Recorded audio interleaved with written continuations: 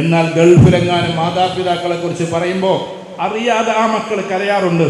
കാരണം അവൻ്റെ ഉമ്മ അങ്ങകലെയാണ്, അവൻ്റെ ഉപ്പ ദൂരെയാണ്.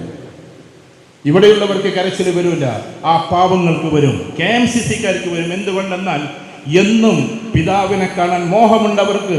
പക്ഷേ 2 വർഷത്തെ ലീവ് കഴിഞ്ഞിട്ട്, ജോലി കഴിഞ്ഞിട്ട് ലീവ് കിട്ടിയിട്ട് ഉപ്പയെ കാണാൻ പറ്റൂ എന്നത്. അന്ന് പാടത്തിൻ്റെ അപ്പുറത്ത് നിന്ന് ചളിയും കൊണ്ട് ഏറ്റുവരുന്ന അദ്ദുവിനെ ഇന്നും ഞാൻ കാണുന്നുണ്ട്.